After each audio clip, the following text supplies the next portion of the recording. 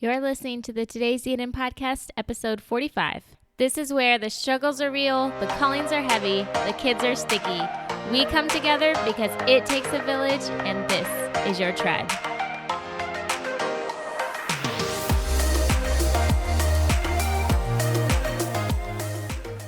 Hey guys, I hope you had a wonderful Thanksgiving, and I hope you are having an easy time getting back into the groove of a normal work week, a normal school week, because I know that I am definitely struggling.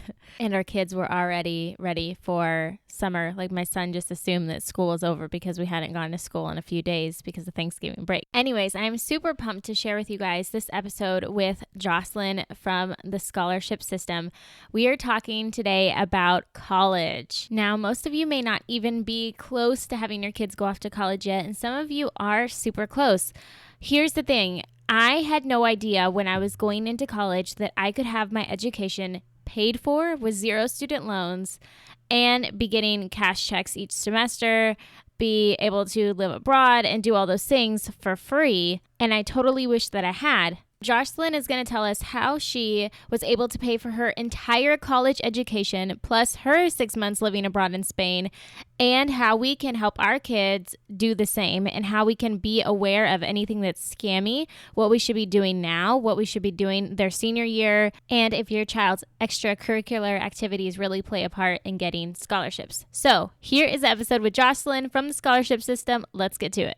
Hey, Jocelyn, I am so excited to have you on the Today's Eden podcast to talk about money and college, because I really think that this is the number one, maybe if not number one, but one of the top stressors of parents is thinking about our kids' futures and how much it's going to cost. And so I'm really excited to have you on and kind of dig into this thing that you've created and, just talk college.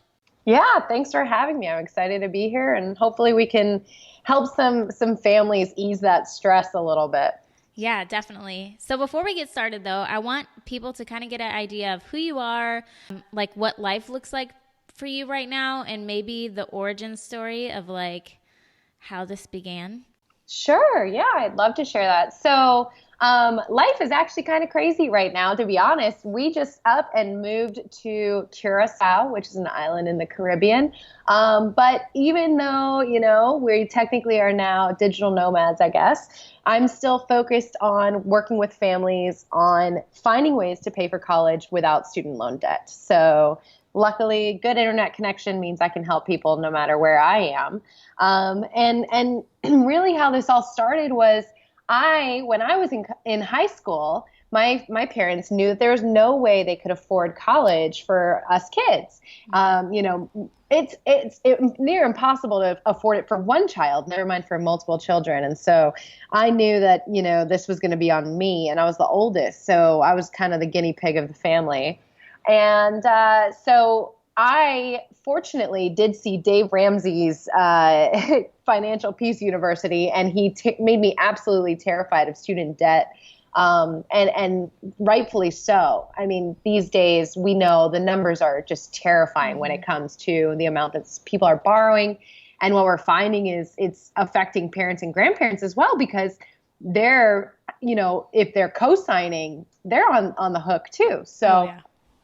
So that said, I didn't want to have to do that. And so I set out to get scholarships, and we can go into the experience in more detail. But overall, it started off super, super painful, and just a bunch of trial and error. But slowly but surely, I kind of figured out what I needed to do, some little tricks of the trade. And in the end, I got 6 figures in scholarships and graduated completely debt-free with an education. And because of that, I've been so fortunate, but because of that, I've been able to do things that a lot of people can't because of their student loan bills. So it really has just changed the trajectory of my life. And largely it's that I can focus on the scholarship system, which is what we do now, where we're an online resource teaching families how to do the same thing. It's also hard for students who have parents that don't have the ability to co-sign for a loan, or because if the parents don't have great credit, then that can affect the students being able to apply for a loan. And also Man, that's a lot of stress on everybody to try to, I mean, parents dig into their retirements, their, 401k, all those things, to help pay for their kids to go to these universities. And they're like 50 grand a year. So it's a lot of money. Yeah. Yeah, it's crazy. And that's actually something we talk about is, unfortunately, in my opinion, sometimes parents need to think of themselves first, I mean, there's going to come a time when they need to retire or they can't work. And so it is scary, the situations that people are putting themselves in. Mm-hmm. And so hopefully, we're offering an alternative to that. So, but yeah, it's terrifying. So what does the typical application process look like for, a U.S. student today? And then how do you make it easier for parents and teens to navigate that? Yeah. So just to give a general idea, so the scholarship system, mm-hmm. What we did was we took from beginning to end the scholarship process and broke it down into 6 steps. Mm-hmm. So I'll try and share those, so that people can kind of know what to expect. And this system, it really came from when I was doing the process. I was doing it over and over and over. Mm-hmm.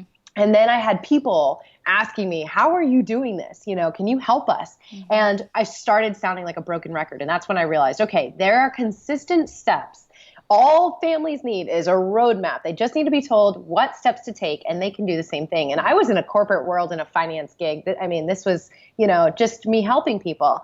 So that said, as far as the scholarship process, in my experience, how I like to start it off is first off, of course, planning and setting goals, because a lot of students, they get so overwhelmed, or parents, they'll want to apply to every scholarship under the sun. Mm-hmm. And in the end, they end up applying to none because it just gets so overwhelming. Yeah. So we always start off with, setting goals, just like anything else, owning a business, starting a podcast, whatever it is, breaking it down into bite-sized pieces. And then the next part is figuring out, okay, what kind of money are we looking at here? What do we need? And figuring out a dollar amount that's somewhat reasonable. I was able to get 6 figures in scholarships, but a lot of people are surprised to know that I didn't get that in one shot. I got that over years of accumulating towards it. So what I did was I got enough scholarships to cover my freshman year by the end of high school. Mm-hmm. And then in my freshman year, I was able to apply for any that I needed to re-up for my sophomore year, and so on and so forth. And so I was actually applying year after year, which I think a lot of parents are shocked to learn that you can keep on applying all the way through college. My last cash award, which is a type of scholarship, I cashed it on my last week of college. Wow. So yeah. So parents don't even if their kids are already in college, they could start this process if they haven't already.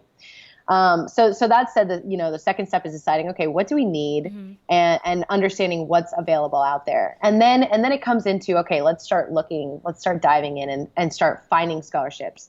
And really, there are great websites out there. There are awful websites out there. Yeah. The biggest thing, in my opinion, that people need to do, oh goodness, the bad websites.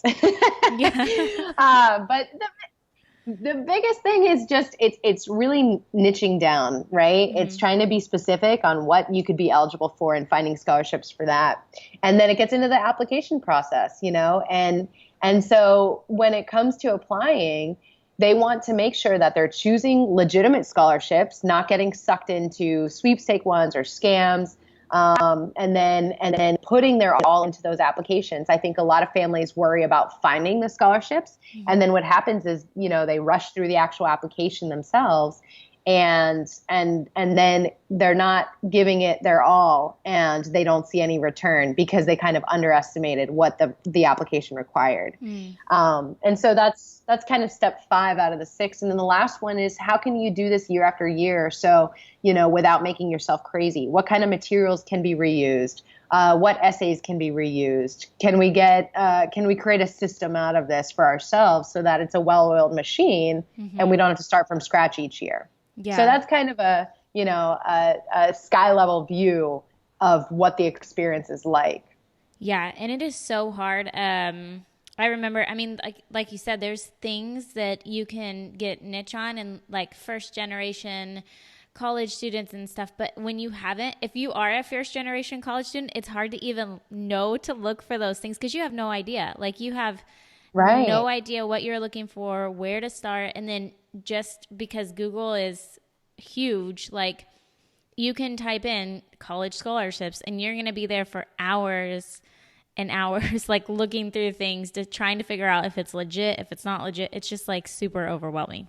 Let's dive into that a little bit if that's okay with you. Yeah, yeah. I mean, the biggest thing, Google is such a powerful tool. Mm-hmm. And this is nothing groundbreaking, but what people can do just to kind of help with that, just at the beginning, is to Google very specific things. A lot of people will just go in and search scholarships or scholarships for high school seniors, and they're going to get so much stuff. They're going to get everything under the sun. Where if they can search, scholarship for nursing majors, high school senior. Technically that's not an official sentence, but it'll pick up all of those terms and try to find the best match. Yeah. And that alone will cut out so much junk that they shouldn't even be looking at. Yeah, for sure. And I think the second thing is think of, well, what about associations or foundations that are related to what I could possibly get money for, and go to their websites and look for scholarships. So kind of flip it rather than using search engines to search for scholarships specifically, think of companies and then see if they offer a scholarship. So you can kind of flip that search as well. Yeah. Yeah. And that's a good idea. And also you had said something earlier that you continued to apply for scholarships all the way through college. And I think you're right. Like when I remember going to college and I had no plans on applying for anything going into my sophomore or junior year, because you just assume that, you have that one opportunity when you go in and that's it. Right. And so like, I'm just like, man, why did I not do that? Like I always get, it's the graduates that are my raving fans. They're like, where were you 4 years ago? But no, exactly. They can and should be. It's actually almost easier to win money when you're in college because first off, there's less competition because no one knows that they should be applying. But secondly, the thing is committees want to know, are you going to graduate? Yeah. Right? And if you're already in college doing it, if you already can show, hey, I did pretty decent my first year or my first semester, then students will be so much more competitive because they're proving to them, hey, I'm a good investment. And so, even though, and I get some parents, they're like, well, my kid's an adult, they're there, I don't want to hover, but push them, get them to, even when they come home for breaks. That was really when I focused on my applications, was over fall break, over Christmas break, spring break. They can absolutely sit down with them and spend a day or two just focusing on scholarship applications. What should kids be doing before their senior year? Because as someone who was like, I was going to be a first generation college student, like I said, and I was totally not aware that there were deadlines for these things. Like I had no idea that I was supposed to be looking into things earlier. I just assumed that, like, I had no idea. And so I just assumed that, I graduated and then after like I had diploma in hand, then I would start doing all the things. But come to find out, like, luckily I didn't miss out on application deadlines because I hadn't, like, nobody guided me. And so I was like, wait a minute, like I need to be like, where am I going to college? Like I'm about to graduate. And then when I looked at it, when I started searching like universities that I wanted to go to, I was like, oh my gosh, I have like a month to turn in my application because the deadline is already here. Or, and then half of the scholarships I already missed because you're supposed to be doing these things like way ahead of time. So what are some of the things that we should be doing before our senior year? Yeah, I love that question. Thank you for asking it. So it's so funny. Sometimes I get parents that have sophomores or juniors in high school, and they're like, I think it's too early for us. And then I get seniors, and they're freaking out because they feel the same way you did. And if I could, I would stand on the top of every building and shout, start your junior year if you can. And even if it's, there's tons of opportunity, like I said, to keep applying. But even just from a sanity perspective, there's so much going on senior year. There's no reason to wait until then to try and figure out scholarships. So, and the thing is, there are scholarships out there for kids as young as 4 years old. So Sure, there aren't tons of them, but there are many, many scholarships that juniors in high school can apply to. So for those before senior year, freshman, sophomore year in high school, I highly recommend focusing on getting competitive. Look up some scholarships, see what they're looking for. Try to see, okay, can we check these boxes and build up the competitiveness? What is my kid doing that maybe how can we turn their passion into something that we can sell on scholarship applications in a couple of years? Yeah. And then come junior year, that's when the scholarship process really does need to start. So, if it was up to me, all our students would be juniors when we get them in the scholarship system, because we focus a lot on building these materials and building a system so that come senior year, they're smooth sailing, Yeah. But junior year, they can start doing their research. They can start applying because, like I said, there are scholarships where juniors are eligible, and they can start getting those essays and materials, like I mentioned, in order so that come next year, they've already got, their arsenal ready to go. They've got their documents ready to go. They've got their essays started that they just have to update and tweak for their summer activities. And really, in reality, a lot of scholarship deadlines are consistent year after year. So say they find a bunch of scholarships that are for seniors, they can, bookmark those and come back to them next year, and then they don't have to worry about missing those deadlines. Where were you when I was But it's true, and I saw somebody comment on your website. They left a review and they're like, they should they should be teaching this to kids in high school, because you have no idea, unless you just recently had a child and you did all this, you spent hours and hours in the computer, and you're an amazing parent like that who is trying to, frantically figure out the system. Other than that, unless you know somebody who's recently been in it, you have no idea. And it is extremely overwhelming. In your system, do you help kind of make it less overwhelming and kind of organize like the resources and where you go and all those things?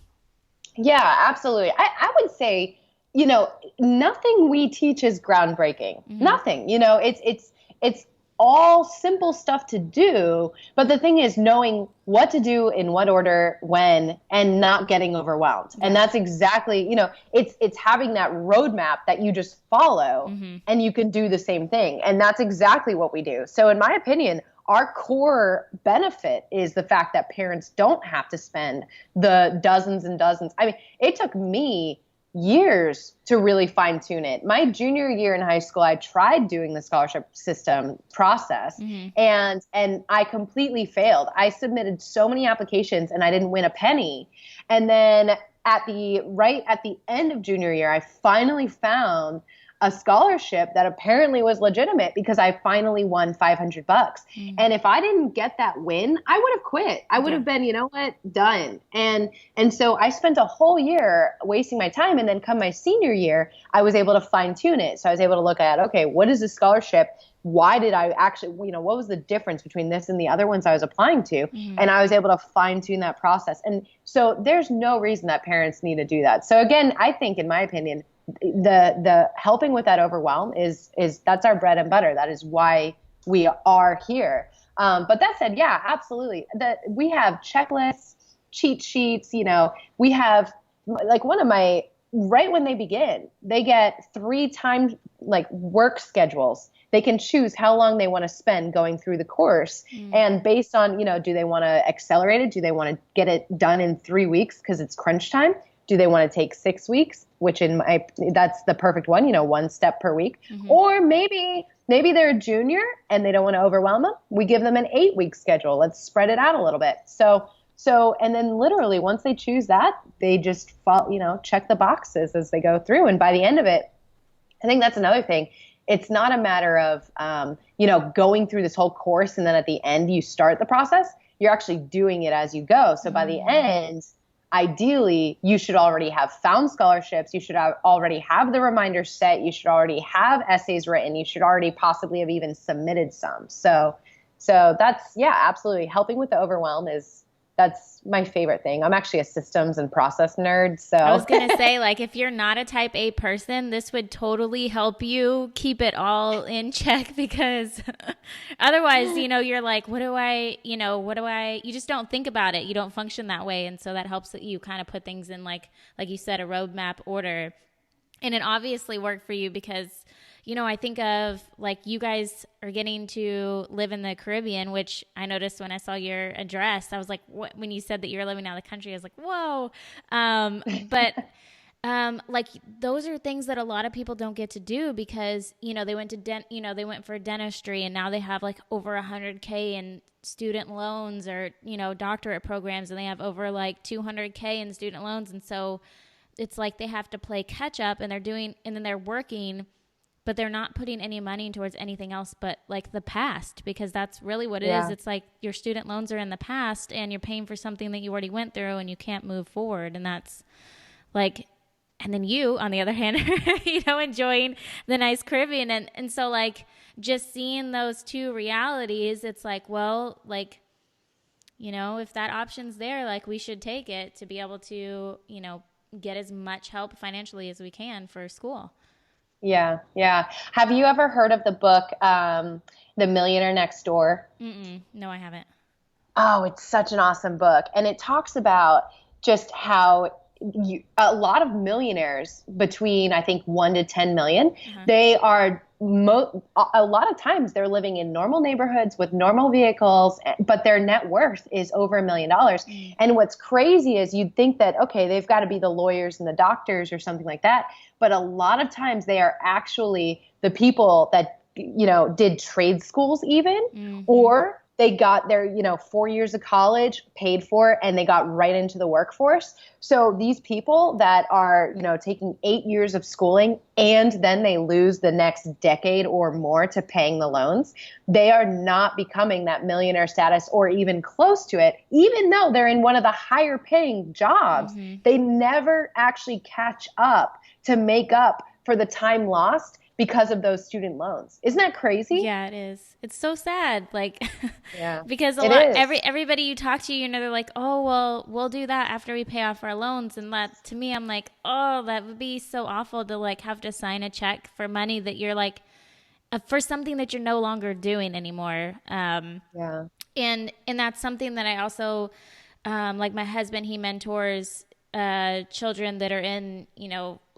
it's an area called a Stop 6 area here locally, but it's basically a very low income, like most of them will never graduate high school, much less go to college. But for the students that do, I tell my husband all the time, I'm like, I wish they just knew, because they just assume that, because they are low income families and many of them have many siblings, that like college is just not an option for them. Right. But that's not true. Like, coming from a low income family myself, I walked away from my junior year at Texas Tech University only owing $5,000. And so I'm always telling him like, for me personally, and I don't know what you think, but when you are a low income family or income student, like I feel like you have even more opportunity to get scholarships, to get financial aid and all those things, but they don't know it. Like this is all about, they don't know it. I don't know. No, I agree. Honestly, so I call it like the income gap.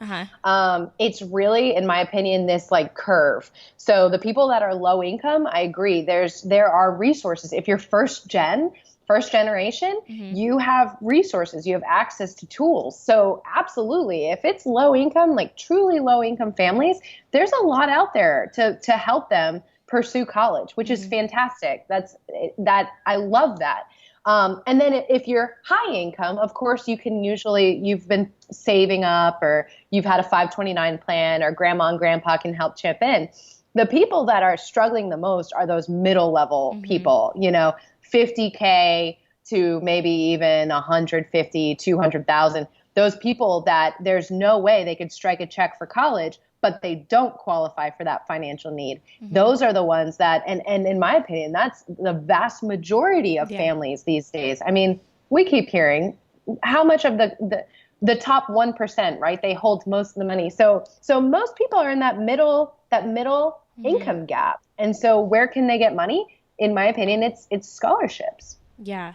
Oh, that's so true. And that's where we are at. Like my husband and I right now, we think about where our kids, we're actually paying for their school now. They go to a Montessori school. And so we're like, hopefully, we're putting in the money now because we don't want to pay for college. But in reality, like there's probably still going to be work that we have to do because we do fall into that median gap. And so like, you're right. Like we can't fork out a $50,000 a year tuition that this isn't even including books, like Right. rooms, gas, like food for these kids. There's so much more to think about than just like the tuition itself.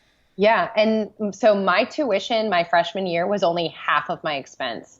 Literally, my expenses were double of my tuition. And that's, I think, one of the biggest errors. And that's so when I talked about, setting goals and setting up this process, but the second step is knowing how much do we need. Mm-hmm.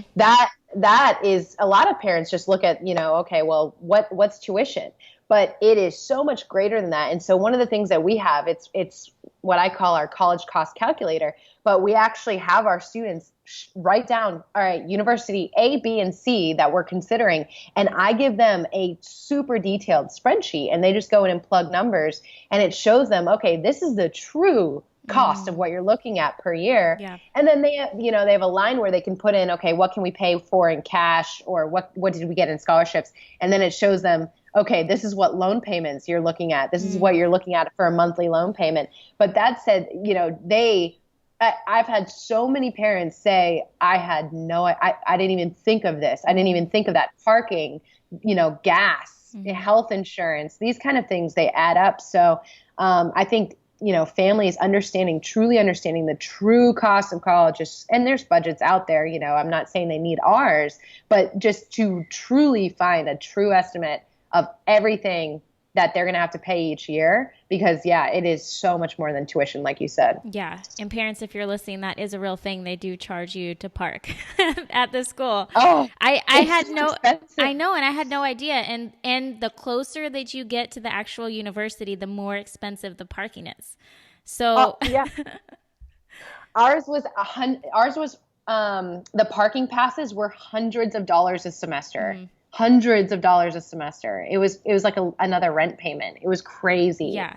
I remember parking like at the furthest one, but I would have to and even then, like walking to school would take me like 30 minutes. So you have to account for that. You still have to walk all that way. So you have to get up earlier to make it to your class on time. And you're still spending like $50 to park there. Well, that's funny. Yeah, one of the things, and parents that are listening, our website, we have so many blogs on a bunch of stuff, but we talk a lot about how to save on college expenses in the first place. So I always say there's two sides to the debt equation. First is limiting how much money you need. Mm-hmm. Second is finding scholarships to cover that. So I always talk about reducing the cost, but I will say one of the biggest things in my opinion is for freshman year, leave the car at home, because not only do you have to pay for parking passes, but I guarantee you, like you just said, it takes like 30 minutes to walk from the garage to class. I guarantee you there will be a day where your child is running late for an exam. Yep. And they say, you know what, forget it. I'm going to park. I'm going to illegally park. I'm going to risk it because I can't be late for this exam. And guess who just got a $20 ticket? Mm-hmm. So, it adds up, not just the gas, but the dings that people hit your car. And I mean, cars are just, in my opinion, one of the worst expenses possible. So I actually did not get one until I was fortunate enough. I lived close to campus or on campus my first 3 years. So I only had a vehicle my senior year in college. So if any students can pull that off, that saved me thousands of dollars. Yeah, definitely. And there was also a thing, we're getting off topic, but you're making me think of other things. Like, I didn't know that students, like, there's university apartments usually around the universities, and students can be ambassadors for those apartments. And like, this is after, you're a freshman or a sophomore, so you're probably talking juniors, seniors in college. But they discount your rent for being an ambassador for those apartments. I'm like, what? Yeah. Like, you can, They'll actually sometimes, so our university, Mm-hmm. they gave free, you got to live there for free if you were a resident mentor. Mm-hmm. So you get free housing and then they gave you half off the meal plan. So I mean, they were saving so much money Mm-hmm. by doing that. Yeah. College jobs, there are some cool gigs that they could do.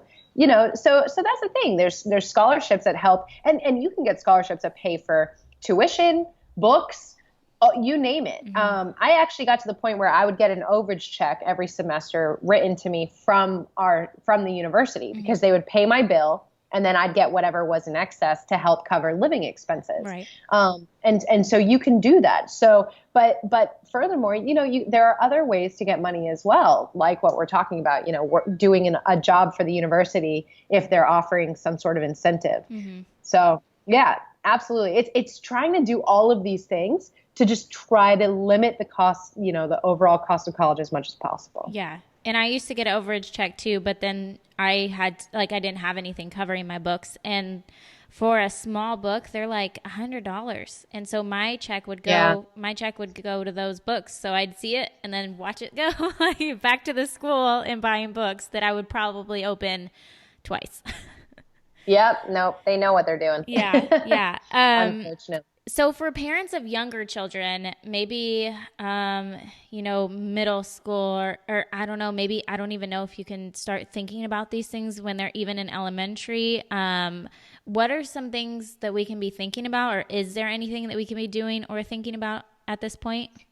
Yeah, absolutely. I think one of the things, one of the misconceptions about getting involved and becoming competitive for scholarships is that they have to be in everything under the sun. Mm-hmm. And fortunately, that's not the case. What committees would rather see is dedication to a few things. So in my opinion, find something that your child is passionate about and that they enjoy, Mm-hmm. that they can speak to, and let them do it. So, I've seen a lot of parents push athletics, for example, Mm-hmm. on their children to the point where their kids can't do anything else because it just consumes their life. And, if that is their passion and that's what they want to do, then of course it's great. But if it's purely for the sake of getting an athletic scholarship, I hate to tell you, but I think it's less than 2% get an athletic scholarship. And even then, a lot of teams these days, they get a certain allotment and they divvy it out among the players to where each player just gets a partial scholarship. Mm.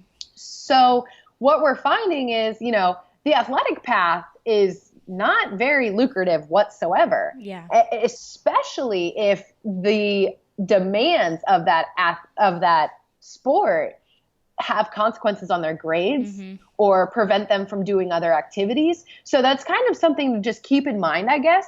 But overall, how can we get them involved in community service? Even if it's just when they're young, once a year, Thanksgiving, go help pack meals. Just go serve meals at a homeless shelter. It'd be a great thing for the family to do. Mm-hmm. This is so cheesy. I'm actually getting goosebumps just thinking about how great of an experience would that would be for a family. Mm-hmm. But those little experiences, first off, it'll just change their life. But secondly, those are things that you can start building up now, no matter what age, that will definitely tell a story when they're applying for scholarships. So, and again, that doesn't mean have them do 1,000,000 hours of community service and be the president of every club, because committees see through that too. They know that they're just basically warming seats at that point because they're just too extended, but to choose just a few things and let them run with it to the point where they think that they could, sell it on an application. Mm-hmm. Yeah, and that's funny that you mentioned that because recently I interviewed Dr. Michelle Borba, and she wrote a book called Unselfie, Why Empathetic Kids Succeed in All About Me World. And what we talked about is that now, because of, all the things that kids can be doing, all the things, and now it's actually like empathy that gives them an edge. Like, are they able to hold a conversation with an adult? Can they look them in the eye? Are they caring for their community? Are they caring for others? It's not like their grades and necessarily like all the activities anymore that sets them apart from other applicants. It's actually like, how are they in society that is setting them apart? Yeah. Exactly. And that's because the thing is, you can't teach drive, motivation, kindness. You can't teach people the ability, kids, the ability to get along with others, Mm-hmm. or at least once they get to the real world, it's pretty ingrained how Yeah. they're going to be. So yeah, you're absolutely right. Committees, they want to see, is this a good person? Because that's going to help them excel in life so much more than if they're, good at checking the box. So yeah, you're absolutely right. And I think that ties back to what I'm saying here, where finding a passion, because the thing is, showing that they're dedicated to something, showing that they have a passion, that they can have a passion, show like that will show through their essays and everything that they sell, that they use to sell themselves when talking to these committees. And in my opinion, that speaks to the person that they are. Mm-hmm. So absolutely, I love that. That's such a fantastic point. Yeah. And then I also wanted to see your thoughts on, so not only like there's been talk about universities and how like maybe in the near future there won't be as such a need for them, like because now we have a lot of millennials and they're doing entrepreneurship and stuff, where a lot of people are actually thinking like, is this the like, before I feel like when I was growing up, it was like, you have to do that. You go to school, you graduate high school, and you go to college. There's no ifs, ands, or buts. Like you can only get a career if you go to college, to where now there's a little bit of like fluctuation to where people are saying, well, like I didn't go to college, but I am, I have this amazing job. So what do you think about like the budding of new colleges like Mission U? Have you heard of that one?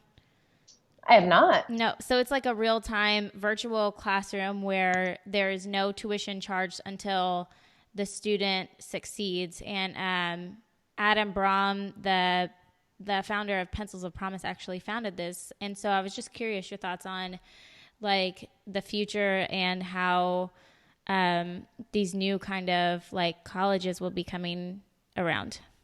Yeah, I love it. I'm all about blue ocean strategy. If there is something we can do to better equip students to make a difference in the world, then by all means. I think that this has been such a disservice to students to tell them that they have to go to college. Mm-hmm. I am one of the biggest fans of trade schools. When I was in corporate finance, I worked in a plant and we had welders making 80 grand a year. Wow. They were doing great and they didn't need any kind of schooling. Of course you have to get trained in welding and that's a skill. I mean, welding is hard to do accurate welding, but it's a trade. And going back to the millionaire next door, like I said, a lot of the millionaires by net worth are trades. They are plumbers. They're, carpenters. They work with their hands because they can get right out of high school and start making money, and possibly start their own business. So, of course, as an entrepreneur myself, I'm a big fan of entrepreneurship. Yeah. That said, I also think there's something to be said about the experience of college, in my opinion. It changes who you are. Like when I meet some people, and I have to be careful how I say this, but when I meet some people and I notice that maybe they're not as comfortable talking to others, or, they just have a hard time working with people and stuff like that. Mm-hmm. A lot of times they didn't go to college. College really makes you come out of your shell. It really teaches you how to get along with people, your roommates, how to compromise. Mm-hmm. There's so many other skills, in my opinion, that you get from the college experience. Is that worth being in $100,000 of debt? Probably not. You need something other than that. You need a career that's going to pay for it and make it even more worth it. But I do think that there is something to be said about the actual experience of going to college, living in a dorm, meeting these people, running organizations, starting your own schedule, all that stuff. So I am a big fan still of the traditional college experience, but I do agree that the fact that everyone needs to go, I think that it's such a disservice to students. So I'm excited. I wrote down Mission U. I'm absolutely going to look into that. That's really exciting. I love that idea. Mm-hmm. Yeah. And you're right. Like, as you're saying, like all these benefits of traditional college, like I think of that and like, yeah, everybody has to do like the dreaded group project that we all hate, but like, you always get stuck with like the person who doesn't want to do any work, but those are things that also help you in real life when you have to work with a team in a company, or, you know, and there's going to be people that don't pull as much weight in the project as you do, but you have to figure out how to like handle that. And it's good to have practice beforehand when your job isn't on the line. It's just, you know, talking with other students in your class. But yeah. Yeah, exactly. Yeah. Is there, okay, so for parents who are listening right now, is there like one of your best tips that you could tell them that they could walk away with from this episode of like an action or something to think about, or something along those lines? Yeah. Let's see here. I have two favorite ones, but I'll make them quick. Can I share two? Is that okay? Yeah, totally. Awesome. So the first one is when looking for scholarships. Earlier, I talked about getting sucked into kind of scams. Mm-hmm. Avoid the ones that are a quick submission form and based on luck. So, you know, if it barely requires any work, if their child can sit down and knock it out in 5 to 10 minutes, it's probably not worth their time. And a lot of parents, they'll say, you know, well, someone has to win those. I've been doing this for years, and I've yet to meet anyone that wins any of those sweepstake ones. So don't waste your time on those. That is number one when it comes down to scholarships. And you'll see a lot of them on websites because what they're doing is collecting information on the families. They're getting your emails. Mm-hmm. So just avoid those. The second tip is a lot of parents, I think, have a challenging time motivating their kids to do this. Mm. So, you know, parents, they'll say, well, I know that we need to do this, but I can't do it for them. And I think that is absolutely true. I never want parents to be doing applications for students, but I think being involved in the process, helping them look and showing them that it can be done will increase their chances of success exponentially. But secondly, to alleviate kind of the stress of, you know, so that you don't have to feel like you have to nag them all the time, I suggest choosing a weekly time and day where you sit down and do this. So our families that have had a lot of success, they do like scholarship Saturdays or scholarship Sundays where they sit down at 6 p.m. and they knock out 2 hours of applications or even just 1 hour. Mm-hmm. And they have had the most success because, you know, they don't have to nag their kids on Tuesday, Wednesday, Thursday, Friday. Are you applying? Are you applying? Instead, they know, okay, I will let it be because we're going to sit down and do it on Sunday. Or they're going to sit down and do it on Sunday. So choosing that dedicated time to this process will increase their chances as well. Mm-hmm. Yeah. And you also have a blog article on what parents can look out, like if they want to dive deeper into this, you know, making sure they're not doing or dealing with any scholarship scams. I've seen you had a blog post on your website that goes into like the signs to know if it's legit or not. Yeah, absolutely. It actually even has like a little quiz at the end to categorize them. So yeah, that's a great blog post. Yeah, nice. Yeah, and I had friends in college where the moms would do the application and they would just call my friend and be like, "Oh, okay, like you just have to sign it now." But I feel like, and I would always think like, "Oh my gosh, like how lucky are you? Like I had to sit there and figure this stuff out for hours, and your mom's just totally doing it for you." But also, I feel like they didn't have as much appreciation for realizing how much stuff cost or how much money they're getting, or like, you know, to where when they got the money, they weren't as responsible with it because they didn't know what went into getting it or where it came from, or, you know, so yeah, I think that's a good idea to do where you work it together instead. Yeah. I think also committees, they know that you can kind of tell sometimes when a parent has done it, because we actually give out scholarships as well. So we started 2 years ago. We've given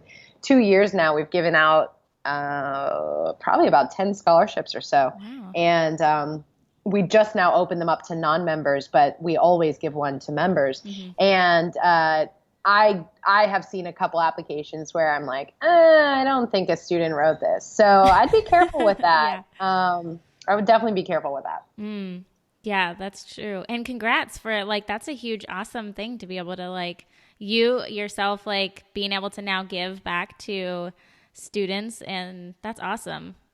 Yeah. Well, and you know what, this is what lights me up every day. So when I get these success stories, when parents tag me in posts saying that they got money, I mean, it's just, I'm smiling ear to ear right now. It's so rewarding. So I'm happy to be in this field. Yeah, for sure. I mean, without these scholarships, some kids can't go. So that's like a huge deal for a lot of families.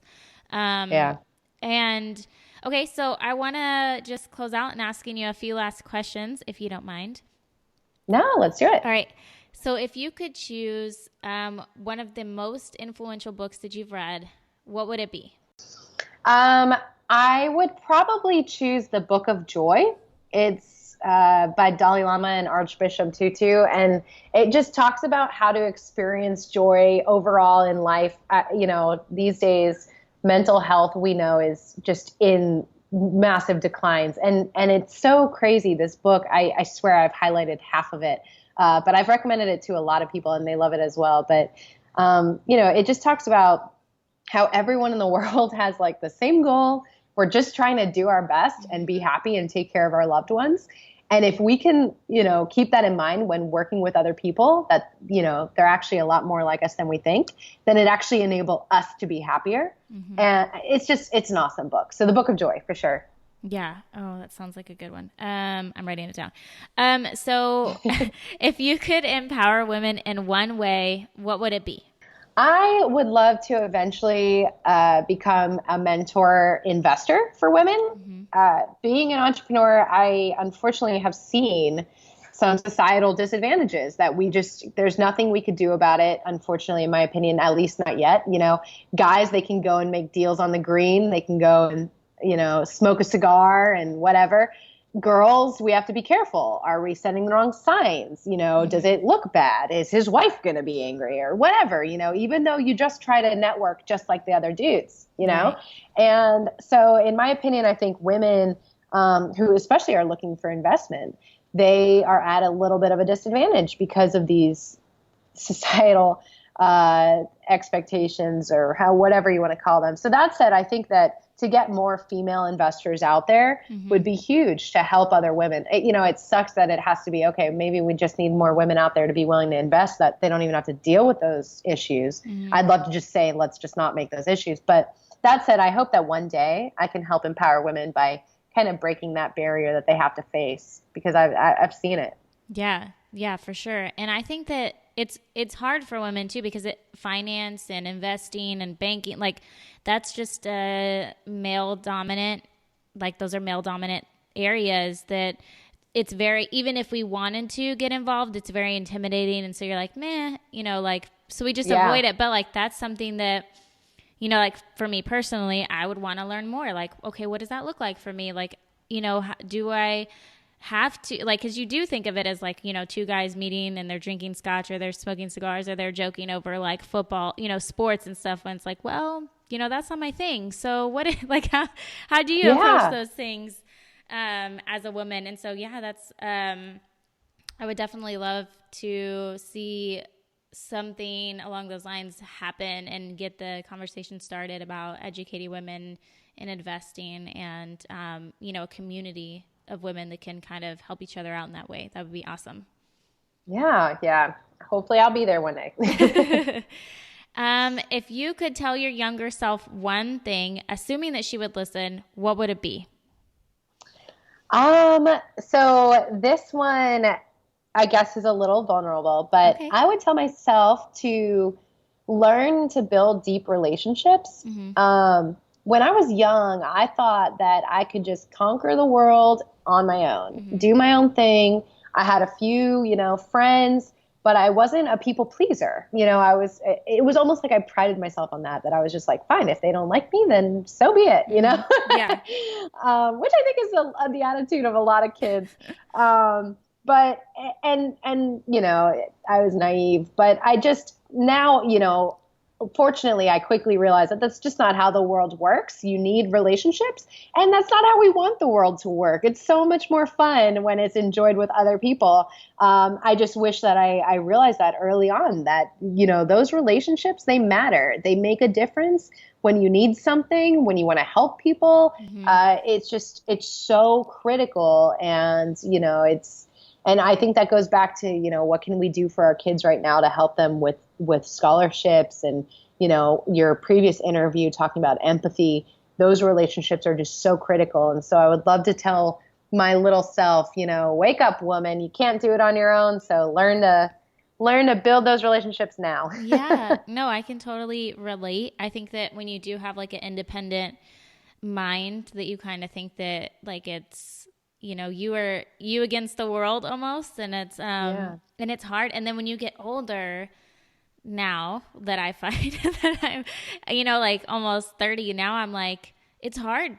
It's hard to make friends now and to go deeper, because I feel like so many of my friends have already cultivated those relationships for many, many years, that now I'm trying to step in as a newbie to a friendship. And it's like, now it'll take many, many years to, cultivate a deep relationship. And so it's harder to start when you're older. And then when you become a mom, it's even harder. Yeah. I can, and because you have so much less time to spend with these friends, right? Yeah. Like you don't even see, you're in sweatpants and you're stuck inside your house for, because you're potty training, or you're like, you just don't want to go outside with like spit up on yourself, and you're like, yeah, I'm not going to go out today. Well, yeah, I just want to acknowledge you. I think what you're doing is awesome, and I can totally tell that your heart is in it. And I will probably be contacting you when it gets time for my kids. I don't even know. Like now I'm already freaking out. like I have a 7 and a 4-year-old, and we're, and so we're like, what does that look like for us in the future? It's just a huge deal to think about all that money that school costs. And of course you want to offer your children the world. I think it's a great thing that you're doing to be able to guide people in such a important area that can ultimately help families in a huge, huge way, especially if they have multiple children, because that's a lot of money. Yeah, absolutely. Well, and thank you for having me here. I hope that, we can help some families make it a little less overwhelming, because it's a big deal and it's scary. But if you can take off even 1,000, 5,000, it can make a big difference. Okay, so where can everybody follow you, find you online? And of course, if they want to look up the scholarship system and take advantage of that, where can they find that? Yeah, so I highly recommend finding us on Facebook. If they just search the scholarship system on Facebook, our public page like that. So we share tons of scholarships and helpful tips through our Facebook page. We're also on Pinterest. But as far as our website, it's thescholarshipsystem.com. So don't forget the. And, if they want to possibly consider joining us, we have a free webinar in there. I do it, it's all the time. And it's a good 45 minutes or so, where they can kind of test the waters and get a bunch of free tips from us. And if they want to join us, great. If not, then they just got a ton of help. So I would recommend, if they're, really looking for help, if they really want to dive into this process and have that roadmap that we talked about, then go to our website, join my free webinar, and hopefully we'll get them going. Hey guys, hope you enjoyed that episode and you feel maybe a little less stressed about college and looking forward to the future, and have some other options in mind as far as getting a free education for your kid. So if you want to check out Jocelyn's free scholarship training, you can go to the show notes page at todayseden.com and check that out, because she has some really awesome tips that I wouldn't miss if I were you. So definitely go check that out. Also, shout out to Maria Dismondi, who is an awesome writer for children's books. You guys should definitely Google her and check out some of her work. But she says, Today's Eden is a wonderful resource for mothers as they journey through different stages of motherhood. I would highly recommend it. The content is valuable and the interviews are interesting while also entertaining. Thank you. Thanks, Maria. I really appreciate you leaving a review, and I think you're so awesome as well. If you guys get a minute while you're listening, I would love for you to leave a review and a rating of your own. And the mom thought I want to leave with you today is, I love all my children equally, except the one that sleeps. I love that one more. Just kidding. Or am I?